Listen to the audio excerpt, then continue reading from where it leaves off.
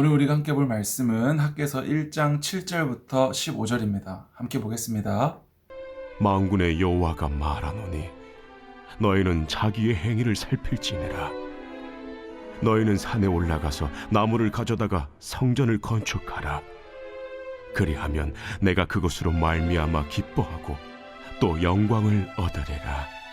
여호와가 말하였느니라. 너희가 많은 것을 바랐으나 도리어 적었고 너희가 그것을 집으로 가져갔으나 내가 불어버렸느니라. 나 만군의 여호와가 말하노라. 이것이 무슨 까닭이냐? 내 집은 황폐하였으되 너희는 각각 자기 집을 짓기 위하여 빨랐음이라.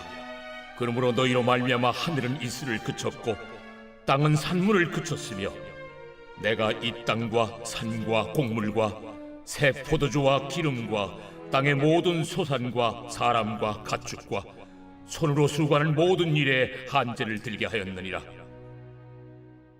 스알디엘의 아들 스룹바벨과 여호사닥의 아들 대제사장 여호수아와 남은 모든 백성이 그들의 하나님 여호와의 목소리와 선지자 학개의 말을 들었으니 이는 그들의 하나님 여호와께서 그를 보내셨습니다. 백성이 다 여호와를 경외하며 그때 여호와의 사자 학개가 여호와의 위임을 받아 백성에게 말하여 이르되 여호와가 말하노니 내가 너희와 함께 하노라. 여호와께서 스알디엘의 아들 유다 총독 스룹바벨의 마음과 여호사닥의 아들 대제사장 여호수아의 마음과 남은 모든 백성의 마음을 감동시키시매 그들이 와서 만군의 여호와 그들의 하나님의 전 공사를 하였으니 그때는 다리오 왕 제2년 여섯째 달 24일이었더라.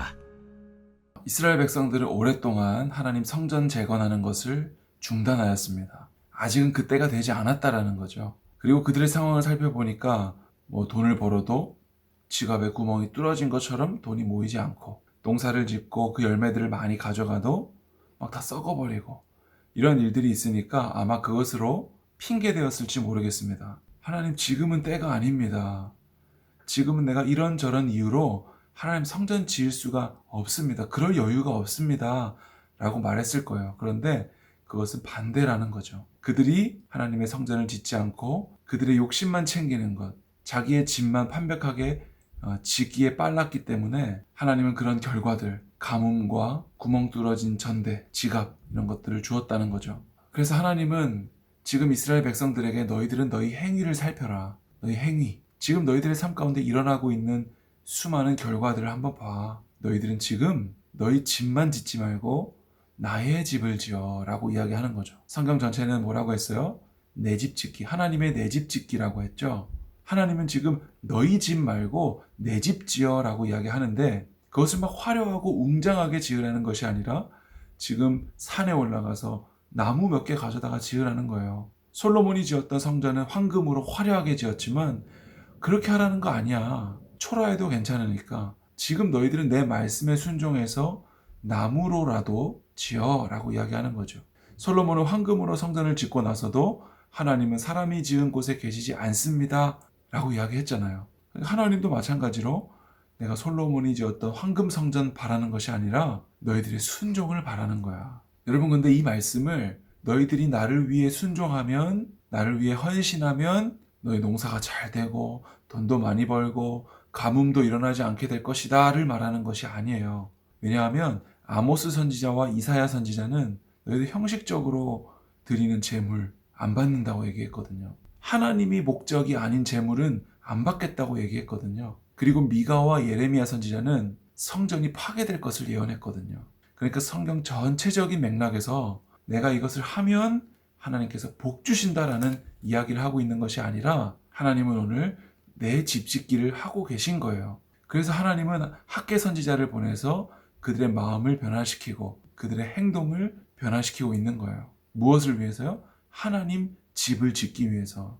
오늘 14절에도 보니까 하나님이 그들의 마음을 감동시키고 변화시키세요. 그들이 마음을 새롭게 고쳐먹은 것이 아니라 이번 주님 말씀처럼 그때의 내가 하나님이 그렇게 하시는 거예요. 하나님은 페르시아의 고레스 왕도 사용하시잖아요.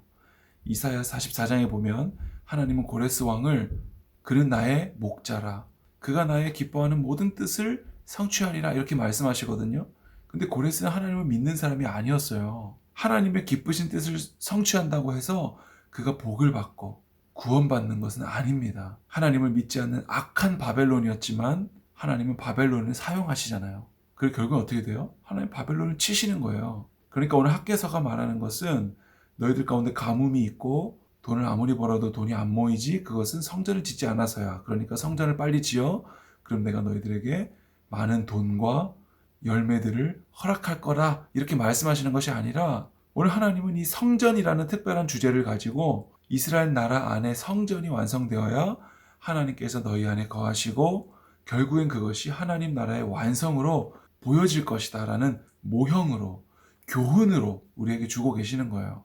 그래서 어제 말한 것처럼 결국엔 이 하나님의 집 짓기, 이 성전은 누구라고요? 예수님. 너희가 이 성전을 헐라 내가 3일 만에 다시 지으리라.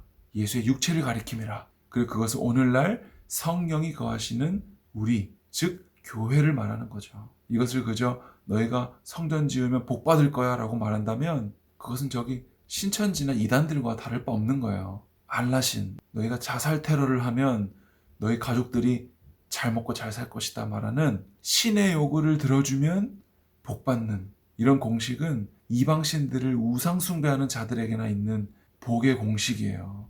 그러니까 오늘 우리는 우리가 온 마음과 우리의 모든 행위를 돌이켜서 하나님의 뜻 가운데 거할 때 그것이 우리에게 영원한 복, 영원한 생명이신 예수 그리스도를 얻게 한다라는 것을 말하는 거죠. 여러분 오늘 하루도 길이요 진리요 생명 되신 예수님만 따라가는 우리 모두 되기를 축복합니다.